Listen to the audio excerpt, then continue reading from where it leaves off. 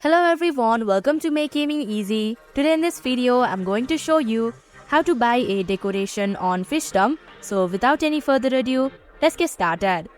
First of all, click on the shop icon in the bottom left corner. Here, tap on the castle icon. And here you'll get to see a list of decorations to choose from. Select one according to your preference. You'll also have to keep in mind that you must have sufficient amount of coins in order to purchase a decoration. After you're done selecting, tap on the buy option.